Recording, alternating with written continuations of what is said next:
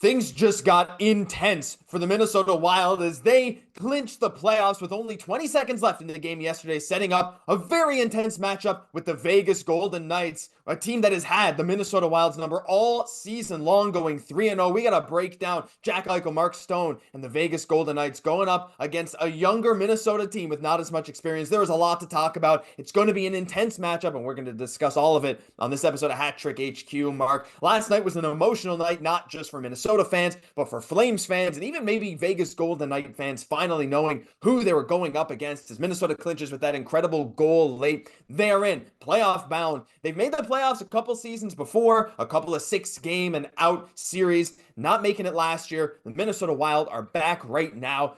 Look, Kirill Kaprizov, Joel Eriksson, Jared Spurgeon, Jacob Middleton coming back at the right time, but they're going up against a team that has absolutely had their number. Mark, we're going to dive into the specifics in a second, but from a Minnesota Wild perspective, we'll talk about the Vegas perspective in a bit. How do you feel about going up against the Knights as your first round opponent? Listen, it's going to be tough. Listen, them making the playoffs is awesome. Scoring that goal with 20 seconds left. We see Math get in between the pipes for overtime. But this is a team that had Minnesota's number all season long. Right now, the Wild are 0-3-0 versus the Vegas Golden Knights this season at -8 point differential. This is going to be a very tough matchup. Listen, we know how good the Vegas Knights are. We know how good Minnesota has been for stretches of the season, Josh.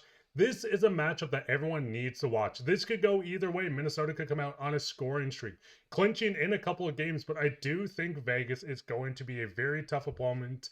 And I don't know, it's going to be really tough, but what's your thoughts on the series?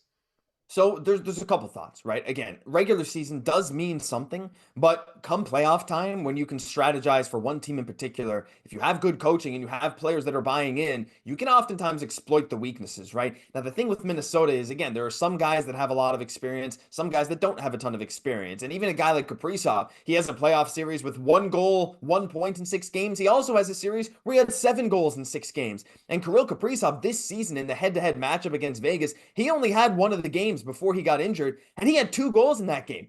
Of the 3 games this year for Minnesota, they scored a total of 4 goals, and 2 of them came from Kaprizov in the same game. So he is going to be a huge factor in this series. But ultimately, Mark, I think when we're talking Minnesota Vegas, it comes down to the offensive output of each team. Vegas, they shoot some of the most in the entire NHL. They have some of the highest, I think fifth highest expected goals per 60 of any team in the NHL, top 10 in actual goals per 60. Whereas Minnesota is one of, I think, the third lowest scoring team this whole season, and they don't get a ton of shots on goal. So right now, when I'm looking at this, like shifting the perspective even to Vegas for a second.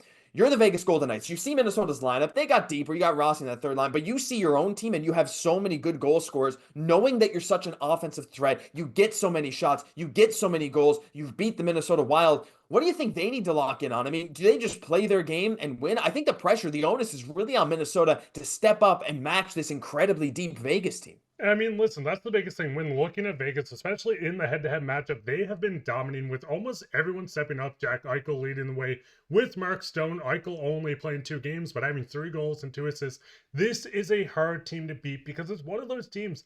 Everyone is scoring at an insane output when you're looking down the depth here. You have guys on the lineup. You're moving your way down. Hertl's having an incredible year. Jack Eichel, Mark Stone. There's a lot of names that some people might not even know that are having insane years for Vegas.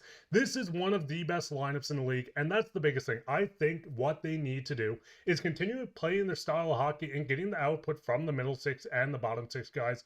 If Vegas can just continue, I think they're going to be one of the toughest opponents in the NHL in the playoffs, and sadly the Minnesota Wild got matched up against them. It's tough, but again, like there's a world where you can get through this, right? Again, a guy like Pavel Dorofeyev leading your team in goal scoring with 34, which is crazy. Brett Howden, who's like a really a bottom six kind of guy, career high of 9 goals before this season, coming in now with 23. Eichel with 27 goals. Tomáš Hertl with 32 goals, 61 points. The depth scoring on this team is really one of the biggest factors here, not to mention the incredible defensive core, even bringing in a guy like Brandon Saad with a bit of veteran leadership, playing that second line a lot of the time with Hertl and Dorofeyev. There's going to be a lot of tough moments. But when it comes down to exactly how each team can win, for me, Vegas, just score your goals, play your game, get the shots on net. For Minnesota, it's going to take a big team effort because, again, you're missing a lot of these guys for so much of the season. Eriksson has come back from injury and has been on fire, scoring that playoff clinching goal, having a 4-goal game in his first game back with Kaprizov there with the 4 assists. Again, Kaprizov was an early season Hart favorite, but he went out with an injury, missed a chunk of the season. You're going to need the depth scoring from guys like Zuccarello, from Boldy, from Rossi. But to me, Mark, I think the biggest X factor in this whole series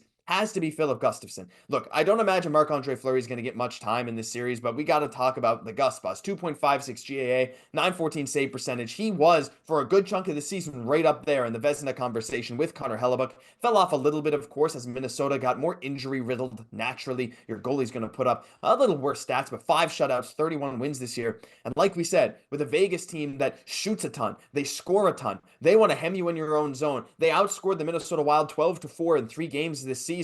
If Filip Gustavsson can go on a heater, to me, I think he is, like, look, even if Kaprizov goes out there and scores over a point per game, same thing with Boldy, you might still not be able to keep up with Vegas' scoring. To me, the defensive core, again, getting Middleton, Spurgeon, having Brody and Faber, like, those guys are going to be very key in playing defensive roles. But ultimately, I think a lot of it's going to come down to Gustavsson, because if he can get hot at the right time, this is one of those times where, like, if your offense comes together and you get some good goaltending from Gus, anything can really happen. And I mean, that's the biggest thing, even just looking at the lineup. Getting Middleton back, Spurgeon back just before this. Steve is a guy that might make his debut in the playoffs as well, and it's going to be hard to get a rookie in when this is a tough series. But it is going to come down to goaltending, and a lot of the playoff series feel like this year. But looking at Gus in particular, with the goaltending being so good this year, like you said, rough stretches, but they've dealt with a lot of injuries, especially on the back end as well.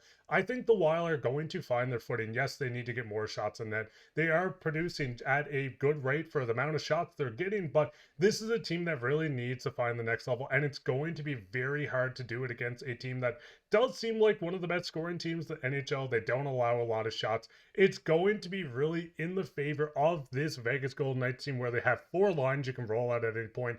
Looking at this from Puckpedia too, this is going to change heading into the playoffs. There's guys not even on this lineup that we have on the screen right now that have been producing for this team. This is going to be a very tough matchup. But Josh, just kind of throwing it to you now, what do you think the outcome of this series is, and who do you have winning it? I mean, look, I think it's no secret that I'm a Minnesota Wild fan. So I'm going to pick my own Minnesota Wild in 7 games. It's a bit of a biased pick, but I think this series is going to go down to the wire. I think the favorite is certainly the Vegas Golden Knights. I don't think there's any doubt there. I think that there's going to have to be some things that go right for Minnesota to win, but I'm taking it. You know what? I take the biased take, because why not? That's what I'm here for, right?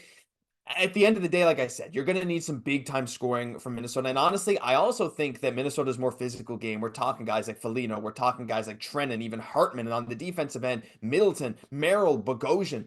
These are the kind of guys that are going to also have to step up and really be a thorn in Vegas' side, because Vegas, they do have some guys that could play that similar role, but Minnesota has always been a bit of a grindy team, and they're going to keep trying to do it while getting that offensive production. I'll say Minnesota in 7.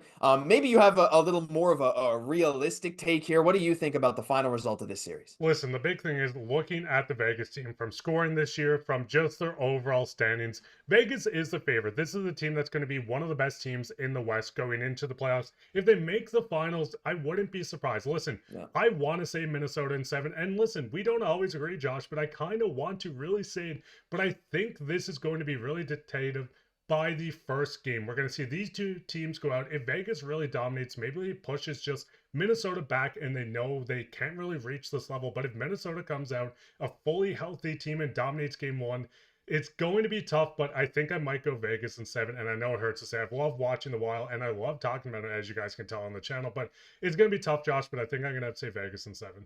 And so, honestly, I was expecting Vegas in 5 or 6, and I think that's probably what most people are going to say. We'd love to hear your predictions down below. I know we got a lot of Wild fans coming in on this channel, so hopefully we get some of that Minnesota bias heading our way. We're excited for this nonetheless. It's going to be intense. It's going to be a bit of a physical series, and it's going to be a series that's going to be very dictated by defense and goaltending. And you know what? Hey, wouldn't have it any other way. I'm ready for the playoffs. But what do you think? Let us know down below, because that'll do it for this episode of Hat Trick HQ. If you enjoyed, leave a like, comment, and subscribe to the channel, guys. We're pushing for 13,000 subs. We're very close to it. So if you enjoyed this video and you want to stay up to date all playoffs long, hit that free button down below. I'm Josh Gosse, my co-host, Mark Pye. We'll catch you in the next one.